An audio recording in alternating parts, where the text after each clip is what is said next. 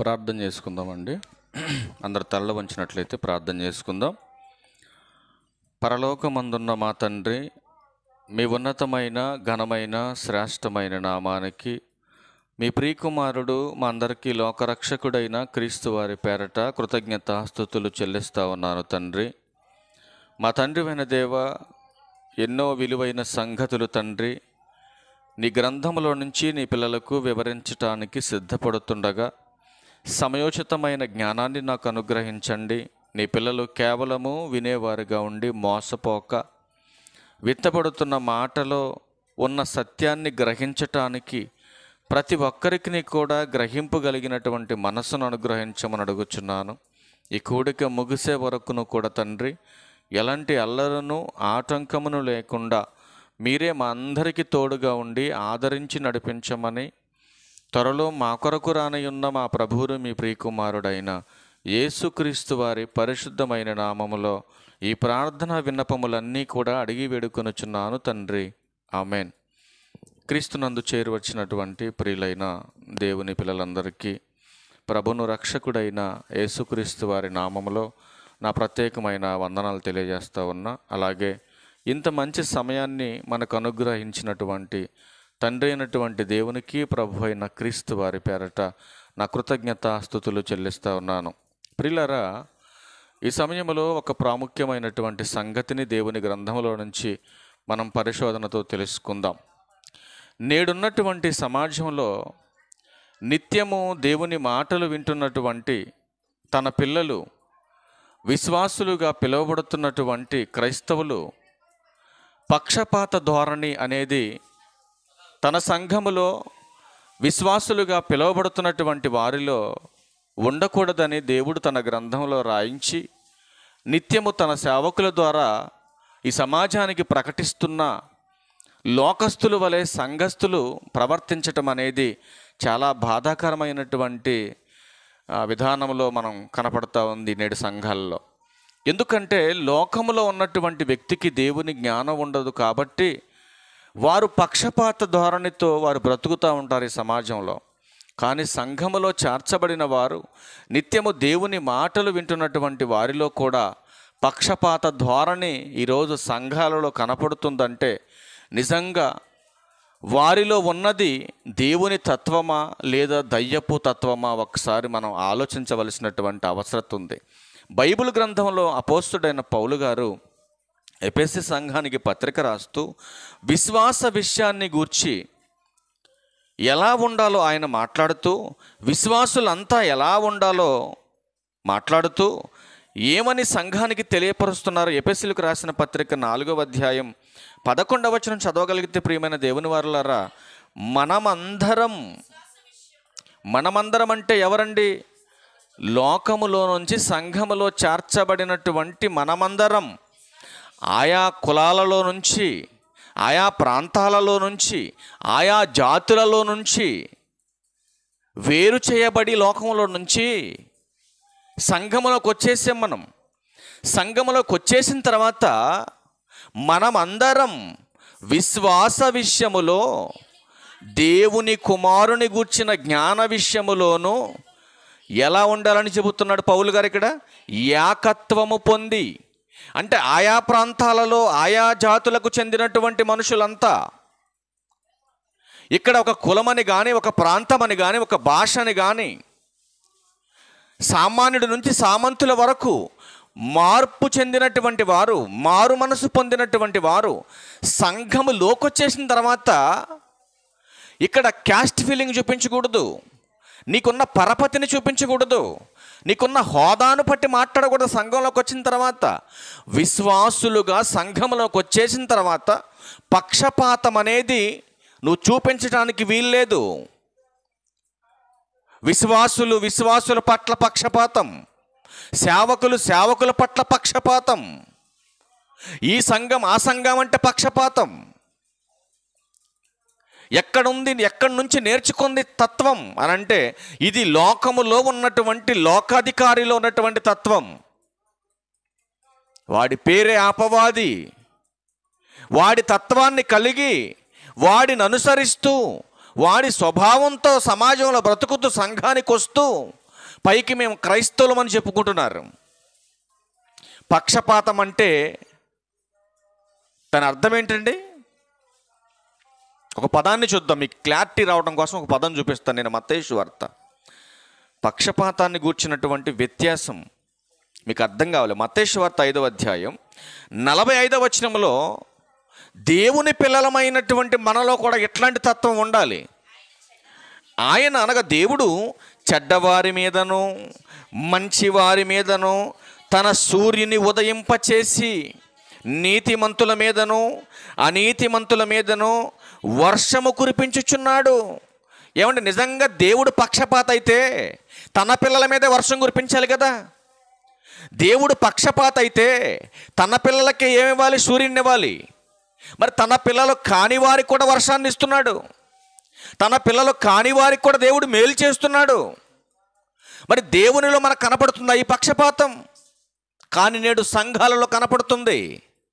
ఆ సంఘం వేరు, ఈ సంఘం వేరు, అక్కడికి వెళ్ళకూడదు, ఇక్కడికి వెళ్ళకూడదు, ఇది మా క్యాస్ట్ వాళ్ళ వరకు సంబంధించిన సంఘం ఇది. అసలు ఈ పక్షపాత ధోరణి ఎక్కడి నుంచి వచ్చింది సంఘానికి? అందుకే దేవుడు ఒక విలువైన సంగతిని గురించి సమాజానికి తెలియపరచటానికే ఒక అద్భుతమైనటువంటి సందర్భాన్ని ఈరోజు సంఘానికి తెలియపరచాలనే ఉద్దేశంతో ఒక చిన్న టైటిల్ దీన్ని తీసుకుని మనం ముందుకెళ్ళే ప్రయత్నం చేద్దాం. పక్షపాతం ధోరణితో మనం సంఘంలోకి వస్తే పక్షపాతానికి తగినటువంటి శిక్ష పడటం ఖాయమంటుంది బైబిల్. ఏ వ్యక్తి అయినా, బోధించేటటువంటి వ్యక్తి అయినా, వినేటటువంటి వ్యక్తి అయినా, సంఘం అనే కుటుంబం, విశ్వాస కుటుంబంలోకి చేర్చబడినటువంటి మనలో పక్షపాత ధోరణి గనక మనలో ఉంటే ఆ పక్షపాతానికి శిక్ష నీకు ఖాయమంటుంది గ్రంథం. అసలు ఈ పక్షపాత ధోరణి కలిగిన వాడు ఆలోచన తీరు ఎలా ఉంటుందో ఒకసారి మీరు చూడగలిగితే సామెతల గ్రంథం 18వ అధ్యాయం, సామెతల గ్రంథం 18వ అధ్యాయం ప్రారంభ వచనం చూడండి. సామెతల గ్రంథం 18వ అధ్యాయం చూడండి. ఈ పక్షపాత ధోరణి కలిగిన వాడు వేరుండగోరివాడు, స్వేచ్ఛానుసారముగా నడుచువాడు, అట్టివాడు లెస్సైన జ్ఞానమునకు విరోధి. ఏమంటే విరోధి అనే పదజాలం ఇక్కడ వాడబడుతుందంటే ఈడు దేవుని సంబంధ, దయ్యపు సంబంధ? అంటే వేరుండాలనే తత్వం, వేరు చెయ్యాలనే తత్వం, కలిసి ఉన్న వారిని విడగొట్టాలనే తత్వం, ఇదంతా ఎవరి లక్షణం అనంటే విరోధి లక్షణం. ఎవడా విరోధి? అపవాది. అందుకే సొలొమోను గారు మాట్లాడుతున్నాడు, వేరుండగోరువాడు స్వేచ్ఛానుపరుడు. అంటే స్వేచ్ఛ కోరుకుంటున్నాడు వీడు. అట్లాంటి వాడు ఏం చేస్తాడు? 2వ వచనం చెప్తున్నాడు చూడండి. బుద్ధిహీనుడు వివేచన యందు సంతోషింపక తన అభిప్రాయములను బయలుపరచుటని సంతోషపడతాడంటండి. జ్ఞానం వింటానికి సంతోషపడడు, తన గూర్చి తాను చెప్పుకోవటానికి సంతోషపడతాడంట అలాంటుడు. మరి ఇట్లాంటి వాళ్ళు ఉండే లక్షణం ఏంటి? పక్షపాతం. ఇట్లాంటి పక్షపాతం కలిగిన వాడు ఏం చేస్తాడంటే నేను ఎక్కువ, నువ్వు తక్కువ, నేను గొప్పవాణ్ణి, నువ్వు తక్కువ వాడివి, ఇదిగో వీళ్ళంతా మా వాళ్ళు, మా ఇంటి పేరటోళ్ళు, కాబట్టి వీళ్ళ పక్షాన నేను న్యాయం చేస్తాను. నేను ఒక క్రైస్తవుడికి ఉండవలసిన తత్వం అది కాదు. ఏది తప్పు అయితే అది తప్పు అని చెప్పాలి, ఏది వాస్తవం అయితే అది వాస్తవం అని చెప్పాలి. అంతేకాని న్యాయాన్ని తీర్చేటటువంటి స్థాయిలో నేను నిలబెట్టినప్పుడు జడ్జిమెంట్ ఎలా చేయాలి? ఎవడి తప్పు అయితే వాడికి శిక్ష వేయాలి, అంతేనా?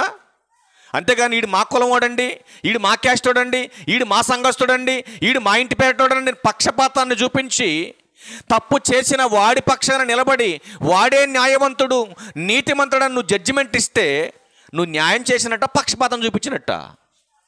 పక్షపాతం చూపించినట్టు. అందుకే దేవుడు అంటున్నాడు పక్షపాతానికి శిక్ష ఖాయం. విశ్వాసులుగా మీరంతా ఒక్కటిగా ఉండాలి. ఒక్కటిగా ఉండాలనే దేవుడు ఎలా ఏర్పరిచాడు చూడండి. తిమోతి గారికి రాసిన మొదటి పత్రిక 2వ అధ్యాయం 9వ వచనం. విశ్వాస కుటుంబంలోకి వచ్చిన మీరంతా ఎలా ఉండాలో ఏ వంశమో చూడు. ఇప్పుడు తిమోతి గారికి రాసిన మొదటి పత్రిక 2వ అధ్యాయం 9వ వచనం. అయితే మీరు, విశ్వాసులైన మీరు చీకటిలో నుండి పేతురు గారు రాసిన మొదటి పత్రిక, క్షమించాలి, పేతురు గారు రాసిన మొదటి పత్రిక 2వ అధ్యాయం 9వ వచనం. మరియు పేతురు గారు రాసిన మొదటి పత్రిక 2వ అధ్యాయం 9వ వచనం. అయితే మీరు, అంటే విశ్వాసులైన మీరు, చీకటిలో నుండి ఆశ్చర్యకరమైన తన వెలుగులోనికి మిమ్మును పిలిచిన వాని గుణాతిశయములను ప్రచురము చేయు నిమిత్తం ఏర్పరచబడిన ఒక వంశం మీరు, రాజులైన యాజక సమూహం మీరు. ఏమండి, దేవుడేమో నా కుటుంబం, నా పిల్లలు, ఇదిగో ఈ వంశం ఇది నీది, ఇదిగో నీ తత్వం ఇది, ఇదిగో నీ కులం ఇది అని దేవుడు మాట్లాడుతుంటే, సంఘములోకి వచ్చేసిన తర్వాత కూడా వదిలేయవలసినటువంటి దరిద్రాన్ని వదిలేయకుండా సంఘములోకి వచ్చి కూడా, ఇదిగో మా ఇంటి పేరటోళ్ళు మొత్తం ఒకటండి, మా క్యాస్ట్ వాళ్ళంతా ఒకటండి, సంఘము వెలుపట మాట్లాడవలసినటువంటి దౌర్భాగ్యమ మాటలవన్నీ సంఘములోకి వచ్చేసిన తర్వాత మనమంతా రాజులైన యాజక సమూహం. ఏ వంశం మంది? రాజులైన యాజక వంశం. అంటే మనమంతా ఆయా ప్రాంతాల నుంచి ఇక్కడికి వచ్చినటువంటి మనమంతా ఏర్పరచబడిన వంశం. అంటే ఒక్కటే వంశం, ఒక్కటే కుటుంబం, ఒక్కటే వంశమైనటువంటి మనలో మరి హెచ్చుతగ్గులు ఏంటండి? ఆలోచించండి. ఒకడేమో ఎక్కువని, మరొకడేమో తక్కువని. ఏంటి భేదాభిప్రాయాలు? ప్రభువులో అందరూ ఒక్కటేనని బైబిల్ మాట్లాడుతుంటే, ఈ సమాజంలో ఉన్నటువంటి వ్యక్తులుగా లోక జ్ఞానం చేత, మట్టి మెదడులో పుట్టినటువంటి అజ్ఞానము చేత, పక్షపాత ధోరణితో సంఘం ఈరోజు ముందుకెళ్తుంది. అందుకే దేవుడు అంటున్నాడు, ప్రతి జనములో నీతిగా బ్రతికి ఆయనను అంగీకరించి, ఆయన మీద ఇష్టపడితే, ఆయన యందు నీతిగా బ్రతికితే, ఆయన యందు భయభక్తులు కలిగి ఉంటే అప్పుడు నిన్ను అంగీకరిస్తాడు ఆయన. నీ కులాన్ని బట్టి కాదు, నీ పరపతిని బట్టి కాదు, నీ పలుకుబడిని బట్టి కాదు, ఏ ప్రాంతానికి చెందిన వాడవైనా, ఎంతటి పెద్ద హోదా ఆస్తిపరుడువైనా, దేవుని పట్ల భయం, భక్తి, నీతి నీకు లేకపోతే నువ్వు మందిరానికి వెళ్ళినా వ్యర్థం. అపోస్తుల కార్యములు 10వ అధ్యాయం 34వ వచనం. అపోస్తుల కార్యములు 10వ అధ్యాయం 34వ వచనం చూడండి ప్రియులారా, ఏం మాట్లాడుతున్నాడు అక్కడ. 34. దేవుడు పక్షపాతి కాడని నిజముగా గ్రహించి ఉన్నాను. ఎవరి బోధ ఇది? ఎవరు మాట్లాడుతున్నారండి? పేతురు గారమ్మా మాట్లాడుతుంది. ఎవరు మాట్లాడుతున్నారు ఇక్కడ? దేవుడు పక్షపాతి కాడని నేను గ్రహించాను అని పేతురు మాట్లాడుతున్నాడు. ప్రతి జనములో, 35వ వచనం, ప్రతి జనములోను ఆయనకు భయపడి నీతిగా నడుచుకొని వానిని ఆయన అంగీకరిస్తాడు. నువ్వు నీతిగా నడవాలి. ఏ ప్రాంతం నుంచి వస్తే ఏంటి, ఏ క్యాస్ట్కి సంబంధించిన వాడవైతే ఏంటి, నీకు డబ్బుంటే ఏంటి, లేకపోతే ఏంటి, ఎంత పేరు ప్రఖ్యాతలు కలిగిన వాడవైతే ఏంటి, ఎంత పరపతి కలిగిన వాడవైతే ఏంటి, దేవుని పట్ల భయం, ఆయన కోరుకున్న నీతి నీలో ఉండాలి. ఆయన పట్ల భయం లేదు, భక్తి లేదు, దేవునికి అవసరమైనటువంటి నీతి లేదు. మరి ఎలా ఇష్టపడతాడు దేవుడు నిన్ను? అందుకే అంటున్నాడు, ఇదిగో దేవుడు పక్షపాతి కాడని నేను ఎరిగానంటున్నాడు పేతురు గారు. ఎందుకంటే దేవుడికి పక్షపాతమై ఉంటే సూర్యుని అందరి మీద ఎందుకండి ఉదయింపజేస్తాడు? ఎందుకంటే అందరికీ వర్షాన్ని ఇస్తున్నాడు? ఆలోచించేద్దాం. నిజంగా దేవుడే పక్షపాత అయితే, పక్షపాత ధోరణి ఆయనలో ఉంటే, ఆయన పిల్లల వరకే బ్రతకాలి భూమి మీద. ఆయన పిల్లలు కాని వారందరూ చస్తారు. మరి దేవునిలో పక్షపాతం లేదు. మరి దేవుని పిల్లలుగా పిలువబడుతున్న వాళ్ళలో ఎందుకు కనబడుతుంది పక్షపాతం? దేవుని పిల్లలుగా పిలువబడుతున్న వారిలో ఎందుకు కనపడుతుంది పక్షపాతం? ఎందుకంటే పేరుకు మాత్రమే క్రైస్తవులని పిలువబడుతున్నారు, పేరుకు మాత్రమే సంఘాలకు వెళుతున్నారు. ఇట్లాంటి వారిని గూర్చి యేసుక్రీస్తు ప్రభువారు ఏం మాట్లాడుతున్నారు? యోహాను సువార్త 8వ అధ్యాయం 44వ వచనం చూడండి. యోహాను సువార్త 8వ అధ్యాయం 44వ వచనం. మీరు మీ తండ్రియగు అపవాది సంబంధులు, మీ తండ్రియగు అపవాది సంబంధులు అనే యేసుక్రీస్తు ప్రభువారు అంటుంటే వాళ్ళు అంటున్నారు 39వ వచనంలో, అందుకు వారు ఆయనతో మా తండ్రి అబ్రహాం. యేసుక్రీస్తు ప్రభువారేమో మీ తండ్రి అపవాది అని అంటుంటే వీళ్ళు అంటున్నారు లేదు లేదు మా తండ్రి అబ్రహాం అంటున్నారు వీళ్ళు. మరి అబ్రహాము పిల్లలైతే మరి అబ్రహాము చేసిన క్రియలు చేయాలి కదా. మరి మీరు ఆలోచించండి ప్రియులారా జాగ్రత్తగా. మీరు అబ్రహాము పిల్లలైతే అబ్రహాము చేసినట్టు క్రియలు మీరు చేయాలి కదా. మరి అబ్రహాము చేసిన క్రియలు మీలో కనపడకుండా వేరొకటి క్రియలు మీలో కనపడుతున్నాయంటే అసలు మీ తండ్రి ఎవరో మీరు జాగ్రత్తగా ఒకసారి ఆలోచన చేయండి. ఇప్పుడు కంటిన్యూషన్ చేయండి 44వ వచనాన్ని. మీరు మీ తండ్రి యగు అపవాది సంబంధులు. మీ తండ్రి అంటే అబ్రహాము కాదు మీ తండ్రి, మీ తండ్రి అపవాది. కాబట్టి మీరు ఏం చేస్తారంటే వాడి యొక్క దురాశలు నెరవేర్చగోరుచున్నారు. చూసారండి, ఎవడి కోరికలు నెరవేరుస్తున్నారు మీరు? సంఘానికి వస్తున్నా, క్రైస్తవులని పిలువబడుతున్నా, ప్రతినిత్యము దేవుని మాటలు వింటున్నా మీరు జరిగించే క్రియలు మాత్రం దేవునివి కాదు, దయ్యపు లక్షణాలు కలిగి దయ్యపు క్రియలు చేస్తున్నారు. అదేనండి యేసుక్రీస్తు ప్రభువు అక్కడ మాట్లాడుతుంది. మీరు మీ తండ్రి యొక్క అపవాది సంబంధులు, వాడి దురాశలు నెరవేర్చటానికే మీరున్నారు. అంటే వాళ్ళు అంటున్నారు లేదు లేదు మేము అబ్రహాము సంతానం. మీరేమంటారు తెలుసా ఈరోజు? లేదు మేము క్రైస్తవులం, మేము ఆత్మీయులం, ఏర్పరచబడిన వంశం. మరి ఏం చేస్తుంది సంఘం? పక్షపాత ధోరణితో ఈరోజు సంఘం ఉంది. ఈ సంఘం ప్రార్థన పెడితే ఆ సంఘం రాదు, ఆ సంఘం ప్రార్థన పెడితే ఈ సంఘం రాదు. పరలోకం ఆ సంఘానికి ఒకటి ఈ సంఘానికి ఒకటి చేశాడు దేవుడు. మరి ఎందుకు రాదండి? మొన్న ఒక ప్రాంతానికి వెళ్ళి చెబుతున్నారు, అయ్యగారు చెప్తాడంట ముందుగానే, ఏ సంఘం ప్రార్థన పెట్టినా మీరు వెళ్ళొద్దు.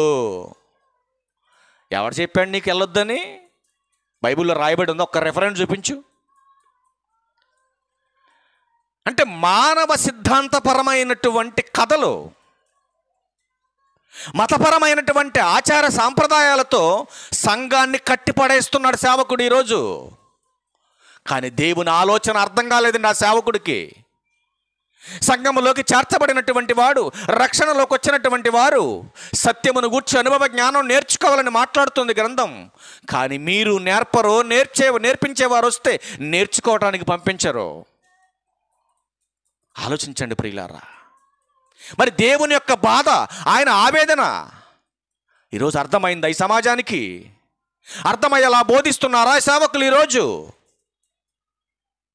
అందుకే పక్షపాత ధోరణితో సంఘములో నువ్వు ఉంటే, సేవకుడైన, విశ్వాసులైన, సంఘ పెద్దలైన, ఏ ప్రాంతమైనా పక్షపాత ధోరణితో గనక పనిచేస్తే శిక్ష ఖాయమంటుంది గ్రంథం.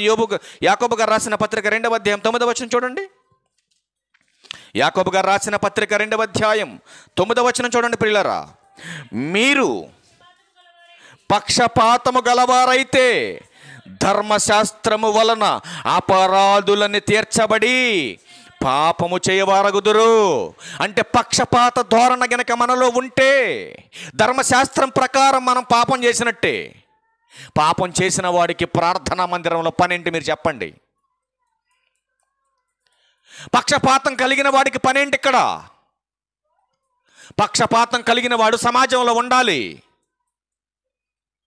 దేవునిలో లేనటువంటి తత్వం తన పిల్లలలో ఉండకూడదు.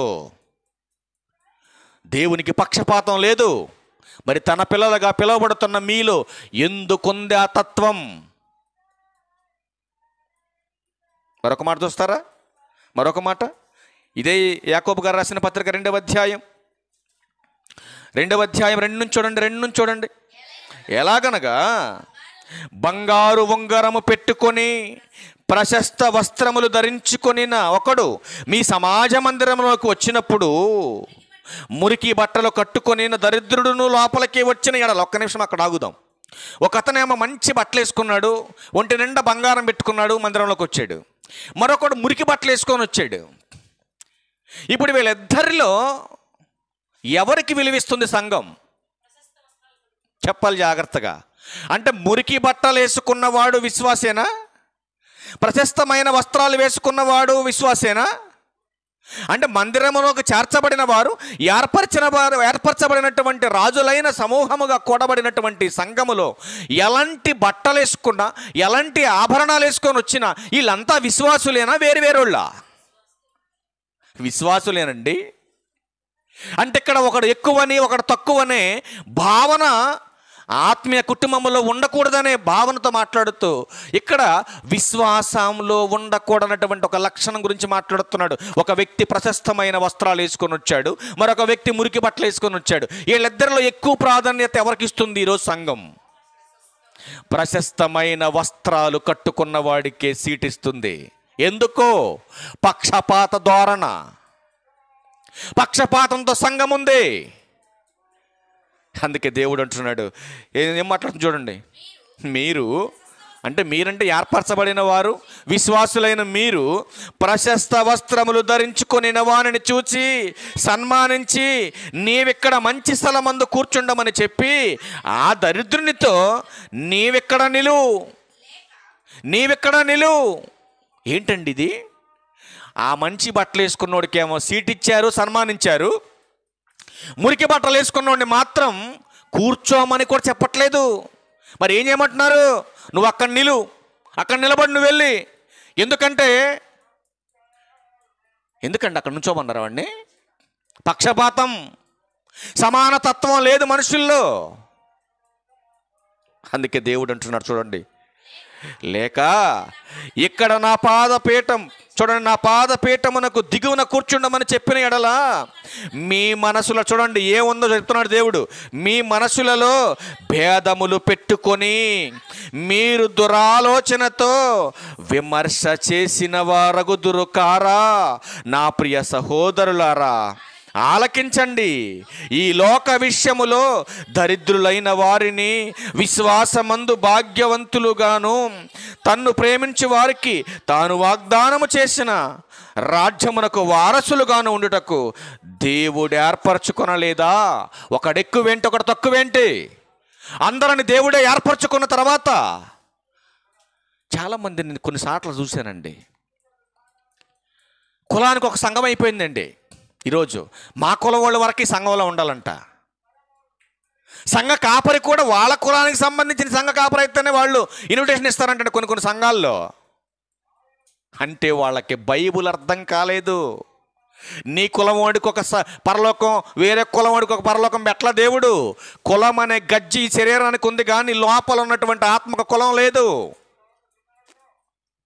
కులతత్వం సమాజంలో ఉంది కానీ కులతత్వం సంఘములో లేదు.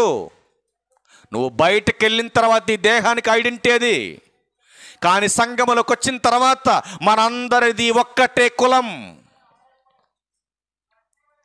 ఒక్కటే కుటుంబం. ఆలోచించేద్దాం ప్రియమైన దేవుని వారలారా. దేవుడు కోరుకుంటుంది ఏంటి? దేవుడి సమాజానికి చెబుతుంది ఏంటి? ఈ సమాజం ఏం చేస్తుంది? ఆలోచన చేద్దాం. అందుకే అంటున్నాడు యోబు గ్రంథం 13వ అధ్యాయం 10వ వచనం చూడండి. పక్షపాత ధోరణితో గనక నువ్వు ఉంటే, కొంతమంది ఉంటారండి బయటికి కనపడతారు పక్షపాతం చూపించుకుంటా, మరి కొంతమంది కనపడరు. అలాంటి వాళ్ళ గురించి కూడా మాట్లాడుతున్నాడు దేవుడు. ఏంటంట? రహస్యముగా. కొంతమంది బయటపడతారండి, కొంతమంది బయటపడరు. దొంగలు రహస్యంగా ఉంటారు, వచ్చేసి పక్కనోడికి చెప్పేస్తా ఉంటారు చెవిలో, వీళ్ళంతా మనోళ్ళు, వాళ్ళంతా మనోళ్ళు, అది ఆడిని మాత్రమే పైకి పిలు, ఆడి పిలమ్మాక, ఆడు మన క్యాస్ట్ కాదాడు. ఏమంటే స్టేజ్ మీద కూడా సేవకులు పిలిచేటప్పుడు కూడా అండి వాళ్ళ క్యాస్ట్కి సంబంధించిన వాళ్ళు, వాళ్ళ సంస్థకు సంబంధించిన వాళ్ళు, వాళ్ళ సంఘానికి సంబంధించిన వాళ్ళ వరకే పిలుచుకుంటారు పైకి. పిలమ్మని ఎవడ బతిలాడు, నిన్ను పిలవాల్సిన అవసరం కూడా లేదు. కానీ అలాంటి పక్షపాత ధోరణ గనక నీలో ఉంటే శిక్ష పడుతుందంటున్నాడు. జాగ్రత్తగా విను, ముగింపు మాటలు చెప్తున్నాను నేను. చూడండి ఏమంటున్నాడు యోబు గ్రంథం 13:10 చూస్తే, మీరు రహస్యముగా పక్షపాతము చూపిన ఎడల నిశ్చయముగా ఆయన మిమ్మును గద్దించును. గద్దిస్తాడా దేవుడు? పక్షపాతం నీలో ఉంటే, పక్షపాతాన్ని పురుకొల్పే తత్వం నీలో ఉంటే దేవుడు గద్దిస్తాడా అండి? చెప్పండి అండి, గద్దిస్తాడా? ఖచ్చితంగా గద్దిస్తాడు. ఎందుకంటే పక్షపాతం అంటే దేవునికి నచ్చదు. వాళ్ళు వేరు వీళ్ళు వేరు అనేటటువంటి వేరు చేసే తత్వంతో నువ్వు మాట్లాడితే దేవుడు ఒప్పుకోడు. మరొక మాట చూడండి, కొలస్సీలకు ఇదే యోబు గ్రంథం, మరొక మాట చూద్దాం. యోబు గ్రంథం 32వ అధ్యాయం, యోబు గ్రంథం 32వ అధ్యాయం 21వ వచనం చూద్దాం ప్రియులారా. మీరు దయచేసి వినండి. అసలు ఎంత ప్రేమగా చెప్తున్నాడు చూడండి. మీరు దయచేసి వినండి, నేను ఎవరి ఎడలను పక్షపాతినై ఉండను. యోబు గారి మాట అండి ఇది. స్నేహితులతో మాట్లాడుతున్నాడు. దయచేసి నా మాట వినండి రా, నేను ఎవరికి ఏ పక్షపాతం చేయలేదురా. స్నేహితులు అంటున్నారు, యోబు స్నేహితులు, నువ్వేదో పక్షపాతం చూపించావు, ఎవరినో ఏదో అన్నావు, ఎవరికో ఏదో అపకారం చేసావు నువ్వు, అందుకే ఇంత కఠినమైన శిక్ష దేవుడు విధించాడు నీకు అని వేధిస్తుంటే యోబు గారు మాట్లాడుతున్నాడు, దయచేసి నా బాధ వినండి రా ఒకసారి, నా బాధ వినండి ఒకసారి మీరు. నేను ఎవరి పట్ల పక్షపాతినై ఉండను. నేను ఎవరికి ముఖస్తుతికై బిరుదులు పెట్టను. ముఖస్తుతి చేయుట నా చేత కాదు. అట్టు చేసిన ఎడల నన్ను సృజించిన వాడు నన్ను శీఘ్రముగా నిర్మూలము చేయును. అంటే పక్షపాతం చూపిస్తే ఏం చేస్తాడని యోబు గారు మాట్లాడుతున్నారండి. పక్షపాతము చూపిస్తే దేవుడు నిన్ను చంపుతాడు. నేను చేయలేదు అలాంటి తప్పు. ముఖం ముందేమో పొగుడుతారు, ముఖం ముందు పొగిడి అవతలకి వెళ్ళిపోయి, ఒరే ఆయన దగ్గరకు కూడా రాని మాక, అన్నిసారి పిలవమాక, మన ముందు ఏం చెప్తారు, అయ్యగారు వందనాలండి, అబ్బా అసలు మీరు ఎంత బాగా చెప్తారండి మెసేజ్లు, మీరు సూపర్ అండి అని ఇక్కడ చెప్పి అవతలకి వెళ్ళిపోయి ఈయన కఠినంగా మాట్లాడతాడు. ఈయన పిలవమాకండి సార్ మీరు, ఆయన మన క్యాస్ట్ కాదు, ఆయన మన సంఘం కాదు, మీరు పిలవకండి అతన్ని. లేదా ఎట్లాంటి దౌర్భాగ్య పరిస్థితి సంఘాలు లేదండి ఈరోజు. కానీ యోబు గారు అంటున్నాడు కదా, నాయన పక్షపాతం గనక ఉంటే, పక్షపాత ధోరణితో గనక నేనుంటే నా దేవుడు నన్ను తీసేస్తాడు రా భూమి మీద అని స్నేహితులు చెబుతున్నాడండి. ఈరోజు మనం కూడా ఇదే తత్వాన్ని మనం కలిగి ఉండాలి. అంతటి బాధలో ఉన్నటువంటి యోబు గారే ఎంత ప్రేమగా మాట్లాడుతున్నాడో మీరు ఆలోచన చేయండి. దయచేసి వినండి నా మాట, నేను ఎవరికి ఏ పక్షపాతాన్ని చూపలేదురా. ఒకవేళ నేను పక్షపాతాన్ని కనుక చూపిస్తే, ఎవరి ముందైనా నేను పొగిడి ముఖస్తుతి చేసి ఎవరినైనా నేను మోసం చేసి నేను పక్షపాతాన్ని చూపిస్తే దేవుణ్ణి చూస్తాడు కదరా నన్ను, నా హృదయం ఆయన తెలుసు కదరా. ఒకవేళ అలాంటి తత్వం నాలో ఉంటే దేవుడు నన్ను చంపేస్తాడు కదరా భూమి మీద లేకుండా అని మాట్లాడుతున్నాడు. ఎంత జాలండి. కొలస్సీలకు రాసిన పత్రిక దగ్గరికి వెళ్దాం, ఒక మాట చూద్దాం. అక్కడ కూడా కొలస్సీలకు రాసిన పత్రిక 3వ అధ్యాయం 25వ వచనంలో ఒక మాటను చూడండి. కొలస్సీలకు రాసిన పత్రిక అపోస్తలుడైన పౌలు గారు చూడండి ఏమంటాడు, అన్యాయము చేసిన వానికి తాను చేసిన అన్యాయము కొలది మరలా లభించును, పక్షపాతం ఉండదు. ఏమంటున్నాడు దేవుడు? పక్షపాతం ఉండదండి. నువ్వేం చేసావో అదే యాస్టికి నీకు జరుగుద్ది. దేవుడు ఊరుకోడు. నువ్వు విడగొట్టాలనుకుంటున్నావా, దేవుడు నిన్ను ఎడగొడతాడు. నువ్వు పడగొట్టాలని చూస్తున్నావా, దేవుడు నిన్ను పడగొడతాడు. అందుకే పెద్దలు ఒక మాట అంటారు, ఎవడ తవ్వుకున్న గోతిలో వాడే పడతాడు. ఇది దేవుడు చెప్పిన సత్యం. అందుకే ప్రియమైన దేవుని వరలారా, పక్షపాతానికి శిక్ష ఖాయమంటుంది గ్రంథం. కాబట్టి పక్షపాత ధోరణి ఉండకూడదు. నువ్వు వేరు నేను వేరు, నువ్వు తక్కువ నేను ఎక్కువ, ఎట్లాంటి వ్యత్యాసం ఉండకూడదు. ఇది మా కుటుంబం కాబట్టి ఇది తప్పు చేసినా ఒప్పు చేసినా కూడా ఈ కుటుంబానికి నేను సపోర్ట్ చేస్తా, ఇదిగో ఇది మా వర్గం అండి, ఈ వర్గానికి నేను సపోర్ట్ చేస్తా, ఆ వర్గం తక్కువ వర్గం అని చెప్పేసి నువ్వు వేరియేషన్ చూపించకూడదు.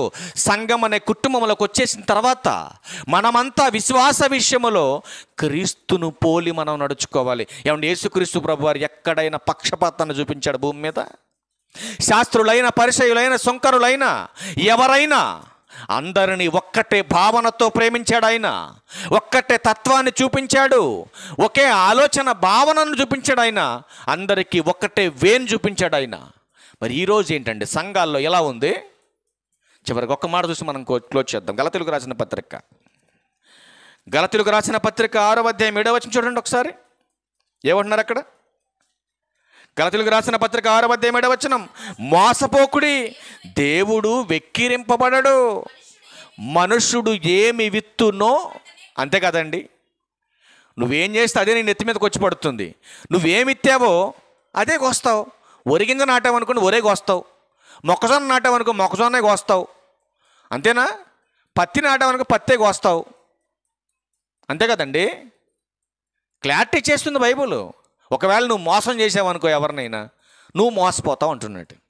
కానీ దేవుడు మాత్రం వెక్కిరించబడడు. ఎందుకంటే ఆయనలో పక్షపాతం లేదు, ఆయనలో కపటం లేదు, ఆయనలో మోసం లేదు. మరి ఆయన పిల్లలుగా పిలువబడుతున్నటువంటి మీలో ఈ లక్షణాలు ఎందుకున్నాయి? ఒకసారి ఆలోచన చేద్దాం మనం. అంటే దేవుని పేరట మోసపోతున్నాం, భక్తి పేరట మోసపోతున్నాం. మోసపరిచేవాడు ఒకడు ఉన్నాడు. వాడి మోసానికి మనం లోనై క్రైస్తవులనే ముసుకేసుకొని పైకి భక్తి గల వారి వలె ఉండి మనం మోసపోతున్నాం. ప్రియులారా, ఆలోచన చేద్దాం కొన్ని మాటలు ఇంకా గ్రంథంలో. ఎందుకంటే మనం మోసపోతే ప్రియులారా చివరికి నష్టపోయేది మనమే.